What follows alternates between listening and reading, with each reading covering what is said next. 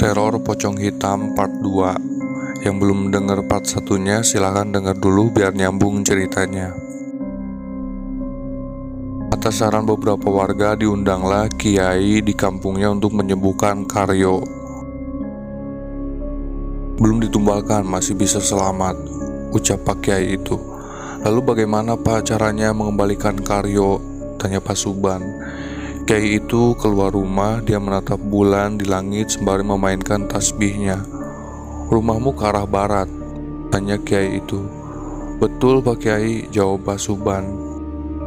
Para warga keluar dari rumah dan mengikuti arahan dari Kiai itu. Dengarkan, pocong hitam itu akan datang lagi. Jangan ada yang keluar rumah.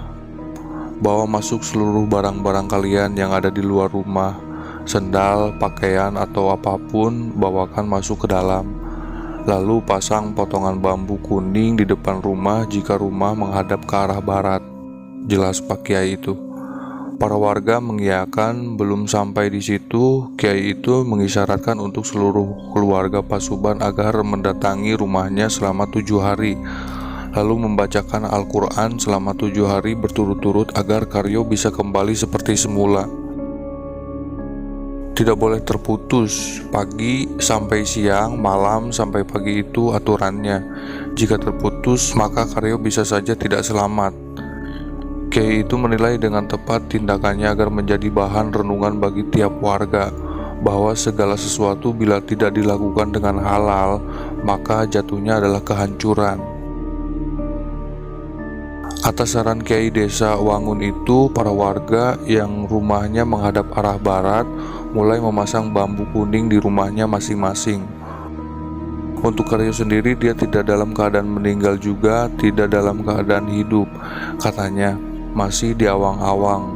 Sesekali kakinya dipegang, dia akan bergerak dan meronta-ronta kesakitan. Namun jika tidak, dia seperti orang mati, diam, kaku, dan tak berdaya. Nak, sudah, cepat sembuh. Mamamu tidak kuat melihat kamu tidak cepat sembuh, ucap Pak Suban. Bu Cici kabarnya selalu menangisi Karyo. Tubuhnya mulai kurus, matanya sembab. Namun di sela-sela itu dia tetap bersikuku untuk mengamalkan amanat yang telah diberikan oleh kiai itu. Tiap hari rumah Pak Suban dibacakan Al-Quran. Pertanyaannya, apa jadinya bila gagal? Menurut narasumber itu sendiri, si Karyo bisa saja meninggal dan dijadikan tumbal. Tapi pada dasarnya tumbal itu bukan mengarahkan kepada Karyo. Karyo hanya kaget ketika melihat pocong hitam itu tepat berada di belakangnya.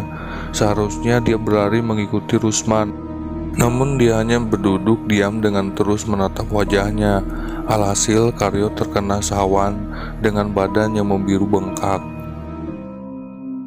Setelah ditelusuri, ternyata pocong hitam itu mengganggu warga yang notaben mempunyai garis perjalanan karir yang cukup baik, seperti ladang yang luas, sawah yang berhektar-hektar, kambing yang sangat banyak, rumah gedong, toko sembako yang ramai, atau pengusaha lainnya. Pak Suban dan Kiai itu saling bertukar pikiran. Sudah 3 hari semenjak kejadian Karyo, warga tampak hati-hati dan waspada. Namun pocong hitam itu belum ada tanda-tanda kehadirannya. Apakah ini semua palsu? Jika palsu, nanti kita lihat di ujung hari anakmu. Tepatnya malam ke-7 dia akan datang menengok kembali rumahmu, ucap Pak Kiai tersebut. Tanpa dirasa, warga yang menilai itu adalah mitos memutuskan untuk melepaskan bambu kuning dari depan rumahnya. Warga kehabisan akal. Inilah yang terjadi ketika ideologi polos disuntikan dengan nalar yang asal jepret. Warga yang asalnya percaya menjadi memberontak, bodoh amatan, bahkan tak peduli mitos kuno itu.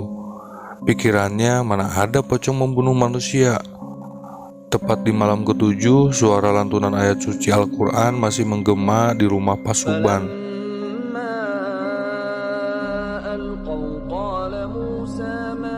Kiai itu agak santai dan duduk di depan rumah Pak Suban. Kamu tahu kenapa pocong hitam itu datang ke sini? Tanya Pak Kiai itu. Mencari tumbal, ucap Pasuban.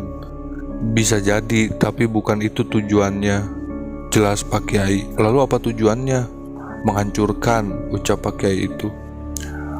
Malam ketujuh ini para warga keluar rumah seperti halnya malam-malam biasa, tidak peduli mara bahaya atau keadaan yang sedang dalam keadaan waspada. Semua tampak biasa-biasa saja. Tepat tengah malam menuju pergantian hari, pocong itu menampakkan diri di antara rimbunan pohon pisang. Pak Kiai itu langsung berdiri sambil memegang tasbihnya. Orang rumah keluar untuk melihat lebih jelas pocong hitam itu. Walah, rumah itu tidak ada bambu kuningnya, ucap Pak Kiai itu. Pocong itu menghilang dengan sekejap. Kiai itu langsung memasuki pemukiman warga yang berada di dekat pohon pisang. Terdata 3 rumah yang sandal, baju, dan barang-barangnya terjilat. Ternyata pemilik rumah itu adalah orang-orang yang mempunyai sawah yang luas. Kiai itu segera menggedor rumah yang sudah terjilat pocong hitam itu.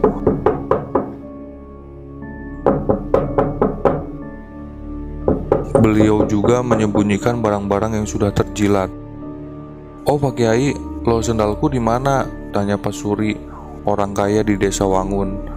Pasuban yang melihat tingkah aneh Kiai itu langsung mendekatinya. Tampaknya ada sesuatu yang mengganjal. "Di mana bambu kuning itu?" "Tak buang, tidak dipakai," ucap Pak Suri dengan santai. Kiai itu langsung memukul wajahnya dengan tasbih. "Sakit Pak, kenapa?" Itu apa?" "Sandal, baju, handuk yang telah terjilat pocong itu mengeluarkan asap. Bekas jilatan pocong hitam itu terdapat cairan hitam yang kemungkinan bisa menjadi sumber untuk membunuh korbannya." "Pak Kiai, itu apa?" tanya Pasuban. "Cairan ini yang menyebabkan kematian korbannya. Jika orang yang tidak tahu cairan yang tertempel lalu memakainya, maka dia akan menjadi korban tumbal pocong hitam itu," jelas Pak Kiai. Kiai itu mengelilingi pemukiman warga.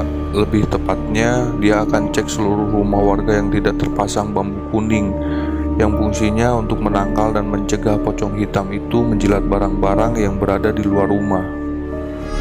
You were always so good at being an actor.